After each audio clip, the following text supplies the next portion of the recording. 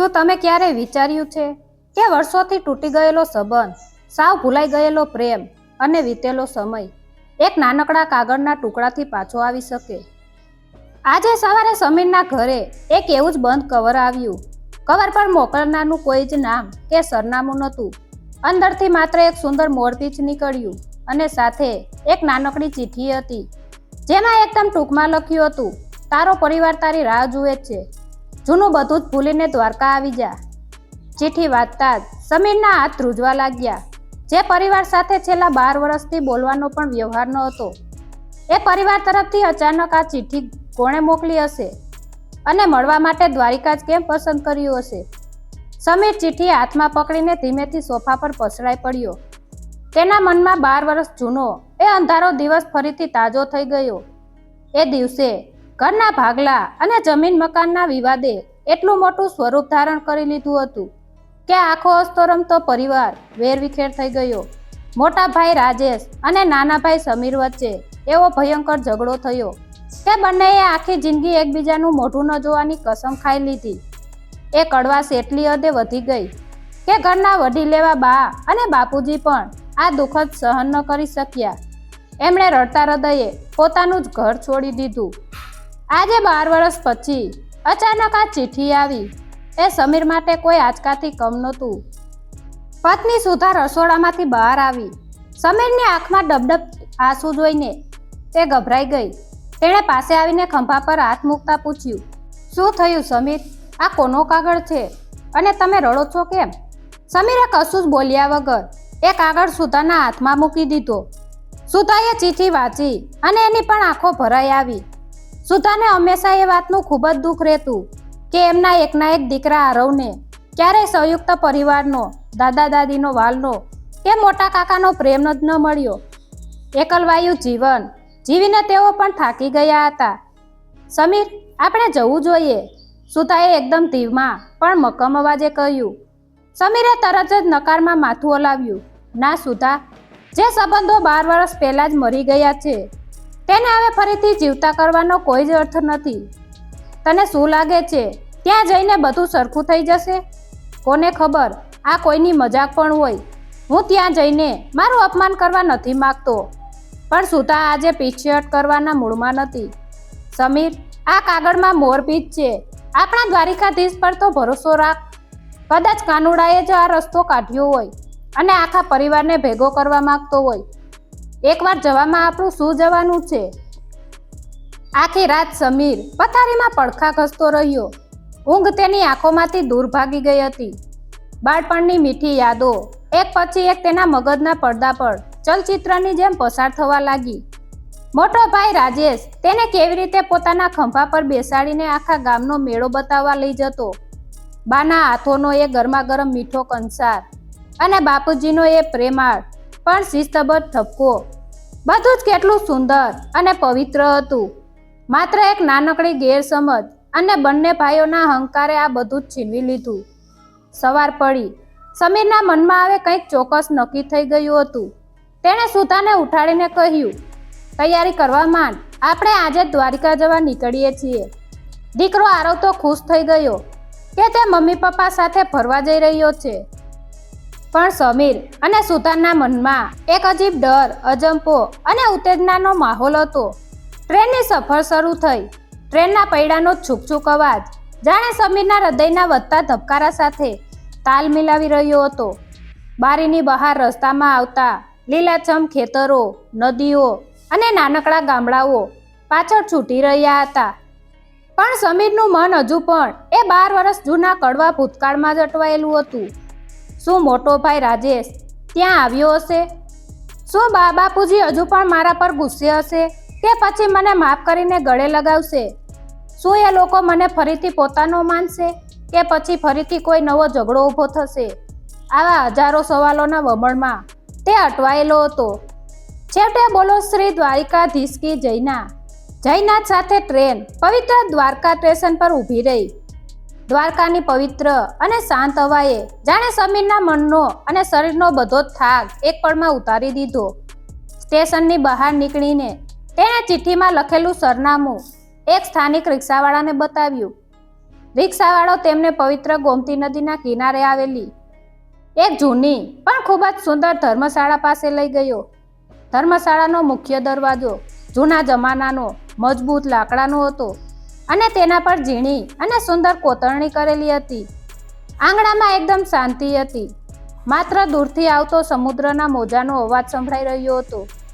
સમીરનું હૃદય હવે એટલું જોરથી ધડકી રહ્યું હતું કે જાણે હમણાં છાતી ચીરીને બહાર આવી જશે.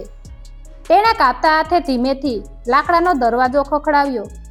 થોડી વાર થઈ પણ કોઈએ દરવાજો ન ખોલ્યો. સમીરે હિંમત ભેગી કરીને ફરીથી સાંકળ ખખડાવી. અંદરથી કોઈના ધીમા પગલે ચાલવાનો અવાજ આવ્યો. એ કડવા કીચુડ અવાજ સાથે દરવાજો ધીમે ધીમે ખુલ્યો. દરવાજો પૂરો ખુલ્યો અને સામે એક 20 વર્ષનો યુવાન ઊભો હતો. તેના ચહેરા પર એક અનોખી શાંતિ અને હોઠ પર મલકાટ હતો. સમીર આ યુવાનને ક્યારેય રૂબરૂ મળ્યો નહોતો, છતાં તેનો ચહેરો ખૂબ જ જાણીતો લાગી રહ્યો હતો. એ યુવાનની આંખો, એની ઊંચાઈ, એનું હાસ્ય બધું સમીરના મોટા ભાઈ રાજેશની યાદ અપાવતું હતું.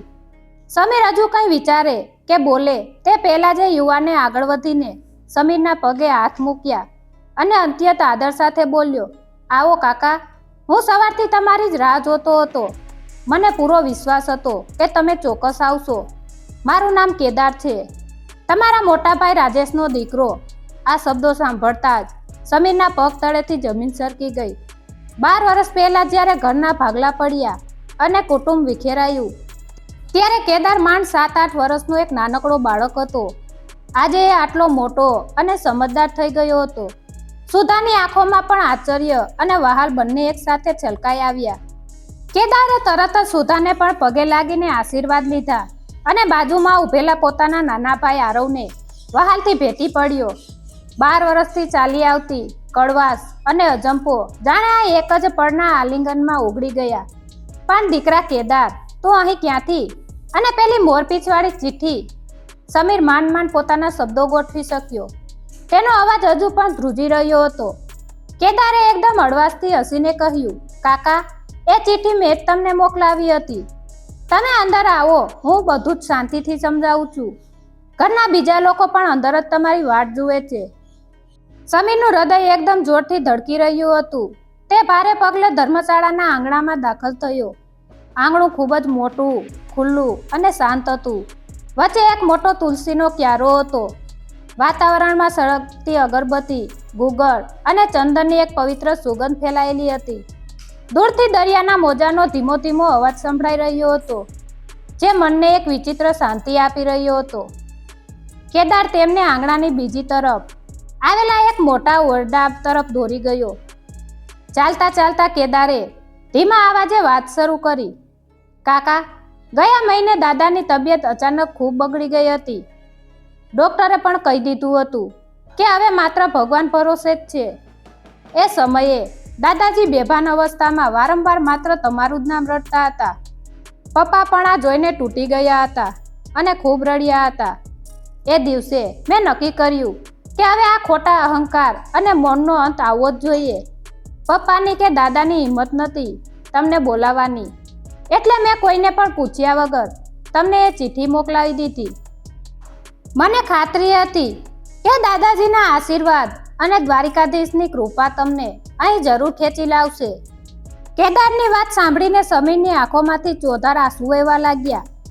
પોતાના જન્મદાતા પિતાની આવી હાલત થઈ ગઈ અને પોતે સાવ અજાણ રહ્યો. એ વિચારે તે પોતાની જાતને કોસવા લાગ્યો. કેદાર, મારા બાપુજી અત્યારે કેમ છે અને મોટાભાઈ ક્યાં છે? સમીરે ભારે અવાજે અને અધીરાઈથી પૂછ્યું. દાદાજી હવે એકદમ સ્વચ્છ છે કાકા, અને પપ્પા તો અંદર ઓરડામાં જ છે. ચાલો હું તમને એમની પાસે લઈ જાઉં. ઓરડાના લાકડાના દરવાજા પાસે પહોંચીને સમીરના પગ અટકી ગયા. 12 વર્ષ પછી મોટા ભાઈનો સામનો કેવી રીતે કરવો એ ડર અને સંકોચ તેને રોકી રહ્યો હતો. પણ સુધાએ પાછળથી હળવેકથી સમીરનો હાથ પકડ્યો અને આંખોથી જ હિંમત આપી. સમીરે ઊંડો શ્વાસ લીધો અને ધ્રુજતા હાથે દરવાજો હળવેકથી ખોલ્યો. ઓરડાની અંદરનું દ્રશ્ય જોઈને સમીરના શ્વાસ એક પળ માટે અધ્ધર થઈ ગયા. સામે એક સાદા પલંગ પર બાપુજી સૂતા હતા અને બા તેમની પાસે બેસીને એમના માથે હાથ ફેરવી રહ્યા હતા. પણ પલંગની નીચે જમીન પર બેસીને એક વ્યક્તિ ધ્રુસકે ને ધ્રુસકે રડી રહી હતી. એ બીજું કોઈ નહીં પણ મોટા ભાઈ રાજેશ હતા. રાજેશના હાથમાં એક જૂનો બ્લેક એન્ડ વ્હાઇટ ફોટો હતો. એ ફોટો સમીર અને રાજેશના બાળપણનો હતો. એ ફોટાને છાતી સરસો ચાપીને રાજેશ નાના બાળકની જેમ રડી રહ્યા હતા. સમીરથી હવે પોતાની જાત પર કાબુ રાખી શકાયો નહીં. તેના ગળામાંથી અચાનક એક ડૂમો ભરાયેલો દર્દભર્યો અવાજ નીકળી ગયો. મોટા ભાઈ. અવાજ સાંભળીને રાજેશે ચમકીને પાછળ જોયું. આંસુઓથી ભરેલી બંને ભાઈઓની નજર એકબીજા સાથે મળી. સમય જાણે એ જ પળમાં થંભી ગયો. ઓરડામાં એકદમ નીરવ શાંતિ છવાઈ ગઈ. રાજેશના હાથમાંથી એ જૂનો બ્લેક એન્ડ વ્હાઇટ ફોટો સરકીને જમીન પર પડી ગયો. 12 વર્ષનો ગુસ્સો, અહંકાર અને કડવાશ જાણે પડવારમાં ક્યાંક અદ્રશ્ય થઈ ગયા. બંને ભાઈઓની નજર એકબીજાની સાથે જડાયેલી હતી અને આંખોમાંથી અશ્રુધારા વહી રહી હતી. સમીરના પગ જાણે જમીન સાથે જકડાઈ ગયા હતા. પણ રાજેશે એકદમ દોડ મૂકી. એ દોડીને પોતાના નાના ભાઈ સમીરને વળગી પડ્યો. બંને ભાઈઓના નાના બાળકની જેમ ધ્રુસકે ને ધ્રુસકે રડી પડ્યા.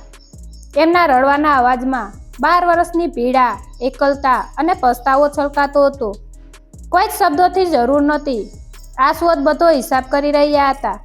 મને માફ કરી દે મારા ભાઈ. હું મોટો થઈને પણ નાનો થઈ ગયો.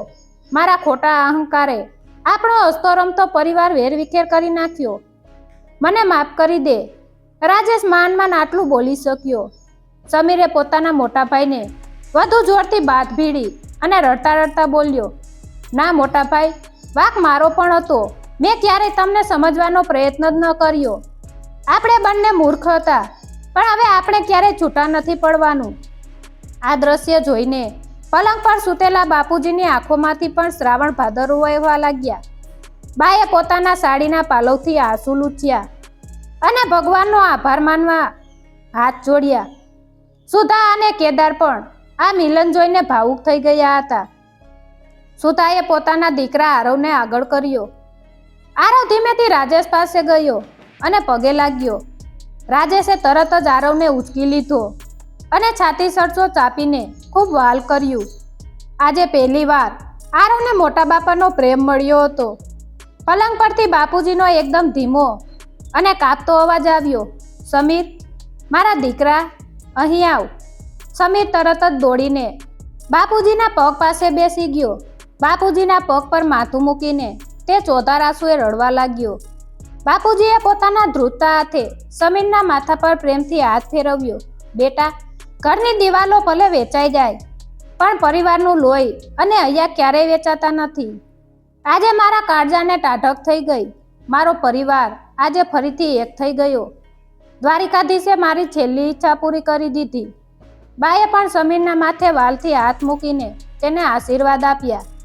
સુધાએ પણ આગળ આવીને બાપુજીના ચરણ સ્પર્શ કર્યા. બાએ સુધાને ગળે લગાવી લીધી. આખો ઓરડો જાણે લાગણીઓના મહાસાગરમાં ડૂબી ગયો હતો. થોડી વાર પછી સૌ શાંત થયા. કેદાર બધા માટે ચા લઈને આવ્યો. 12 વર્ષ પછી આજે આખો પરિવાર એક સાથે બેસીને ચા પી રહ્યો હતો. ચાની એ ચુસ્કીમાં એક અનોખી મીઠાશ હતી, જે પરિવારના પ્રેમની હતી. સાંજનો સમય થયો. દ્વારિકામાં સૂર્યાસ્તનો નજારો ખૂબ જ સુંદર હોય છે. બાપુજીએ કહ્યું કે આજે આપણે બધા એક સાથે દ્વારિકાધીશના મંદિરે દર્શન કરવા જઈશું અને ધજા ચડાવીશું. આખો પરિવાર ખુશી ખુશી તૈયાર થઈ મંદિર જવા નીકળ્યો. ગોમતી ઘાટ પર ચાલતા ચાલતા બંને ભાઈઓ જૂની વાતો યાદ કરીને હસી રહ્યા હતા. મંદિરમાં ભીડ હતી, પણ ભગવાનના દર્શન ખૂબ સારી રીતે થયા. બધાની આંખોમાં એક અલગ જ સંતોષ અને શાંતિ હતી. પણ દર્શન કરીને બહાર નીકળ્યા પછી મંદિરના ઓટલે બેસીને બાપુજીએ અચાનક સમીર અને રાજેશના હાથ પકડ્યા. બાપુજીનો ચહેરો એકદમ ગંભીર થઈ ગયો. તેમણે એક એવી વાત કહી જે સાંભળીને બંને ભાઈઓના પગ નીચેથી જમીન સરકી ગઈ. દ્વારિકાધીશના મંદિરના ઓટલે બેઠેલા આખા પરિવારના ચહેરા પર ખુશી હતી, પણ બાપુજીના ચહેરા પર એક અજીબ ગંભીરતા છવાઈ ગઈ હતી. બાપુજીએ સમીર અને રાજેશ બંનેના હાથ પોતાના ધ્રુજતા હાથમાં લીધા. વાતાવરણ એકદમ શાંત થઈ ગયું અચાનક બાપુજીએ ધીમા પણ ભારે અવાજે કહ્યું, દીકરાઓ, તમે જે મકાન અને જમીન માટે 12 વર્ષ પહેલા લડી રહ્યા હતા, એની પાછળનું એક મોટું સત્ય મેં આજ સુધી તમારાથી છુપાવી રાખ્યું હતું. આ વાક્ય સાંભળતા જ બંને ભાઈઓના શ્વાસ અધ્ધર થઈ ગયા. એવું તે કયું સત્ય હતું જે બાપુજીએ 12 વર્ષ સુધી પોતાના મનમાં દબાવી રાખ્યું હતું? સાંજનો સમય હતો. બાપુજીએ એક ઊંડો શ્વાસ લીધો અને બોલવાનું ચાલુ રાખ્યું. મારા દીકરાઓ, એ મકાન મેં મારી જૂની નોકરીના પૈસાથી કે બચતથી નહોતું લીધું. તમને બંનેને એક પાકું અને મોટું છત મળી શકે એના માટે મેં મારા બાપ દાદાની જૂની જમીન અને તમારી બાના બધા જ દાગીના ચૂપચાપ વેચી દીધા હતા. તમે બંને ભાઈઓ જે મિલકત માટે એકબીજાના દુશ્મન બની ગયા, એ મિલકતના પાયામાં અમારા બંનેનો પરસેવો અને ત્યાગ છુપાયેલો હતો.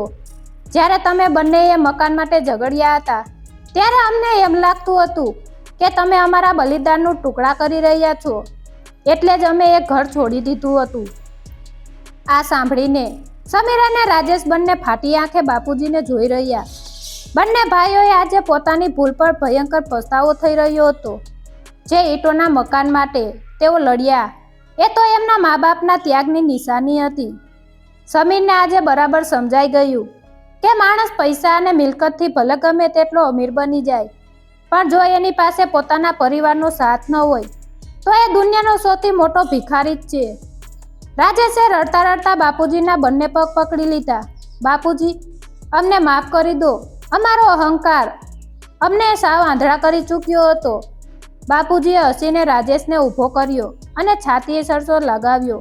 અરે ગાંડા, મા બાપ ત્યારે પોતાના સંતાનોથી નારાજ નથી રહી શકતા.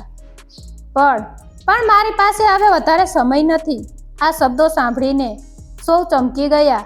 સુધા અને બાના ચહેરા પર ડર દેખાવા લાગ્યો.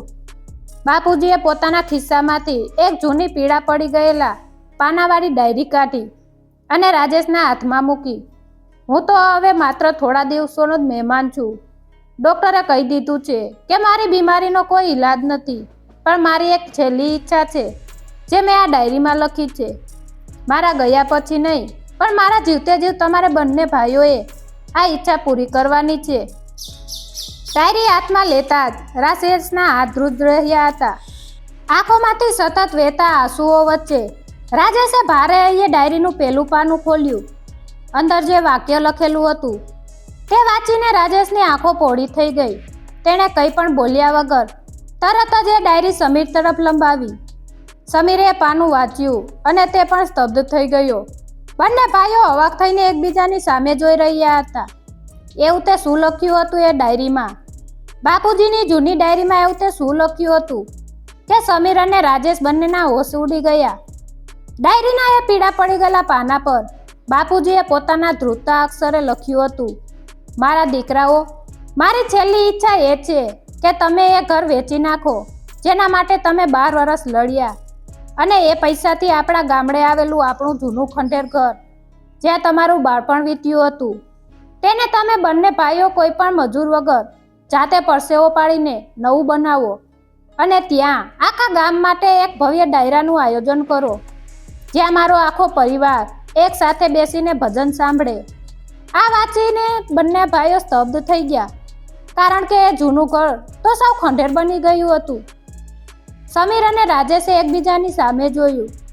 જે મકાન માટે તેઓ 12 વર્ષ લડ્યા હતા, બાપુજી એ મકાન વેચી દેવાનું કહી રહ્યા હતા. પણ હવે બંને ભાઈઓને જીવનનો એક મોટો સુવિચાર બરાબર સમજાઈ ગયો હતો કે સાચી સંપત્તિ ઈંટોના મકાનમાં નહીં, પણ પરિવારના પ્રેમમાં જ છે. બંનેએ આંખમાં આંસુ સાથે બાપુજીના હાથ પર હાથ મૂકીને વચન આપ્યું કે તેઓ તેમની આ છેલ્લી ઈચ્છા ચોક્કસ પૂરી કરશે. બીજા જ દિવસે આખો પરિવાર દ્વારકાની પવિત્ર ભૂમિ પરથી આશીર્વાદ લઈને પોતાના જૂના ગામડે જવા નીકળ્યો.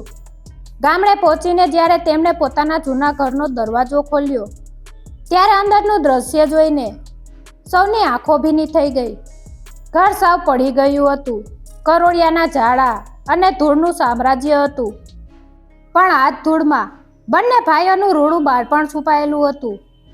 કોઈ પણ જાતના અહંકાર કે શરમ વગર સમીર અને રાજેશે નક્કી કર્યું કે આ ઘર તેઓ જાતે જ સાફ કરશે. સવારના સૂર્યનો સોનેરી તડકો પડતો હોય એવા સુંદર અને હળવા વાતાવરણમાં બંને ભાઈઓ કામે લાગી ગયા. સુધા અને કેદાર પણ એમની સાથે જોડાયા. નાનકડો આરવ દોડી દોડીને પાણીની ડોલ ભરી લાવતો. કામ કરતા કરતા બંને ભાઈઓ પરસેવે રેબઝેબ થઈ જતા, પણ એમના ચહેરા પર એક અનોખી ચમક અને ખુશી હતી. 12 વર્ષ જૂની કડવાશ જાણે આ પરસેવા સાથે વહી રહી હતી. બા ખાટલા પર બેસીને આ દ્રશ્ય જોઈ રહ્યા હતા અને મનોમન દ્વારિકાધીશનો આભાર માની રહ્યા હતા. ગામના લોકો પણ આ દ્રશ્ય જોઈને આશ્ચર્યચકિત હતા. જે ભાઈઓ એકબીજાનું મોં જોવા તૈયાર નહોતા, તે આજે એકબીજાને પોતાના હાથે પાણી પીવડાવી રહ્યા હતા. થોડા જ અઠવાડિયામાં એક ખંડેર ઘરમાં ફરીથી જીવ આવી ગયો. ઘરની દિવાલો ભલે જૂની હતી, પણ એમાં નવો પ્રેમ રંગાઈ ગયો હતો. હવે વારો હતો બાપુજીની બીજી ઈચ્છા પૂરી કરવાનો.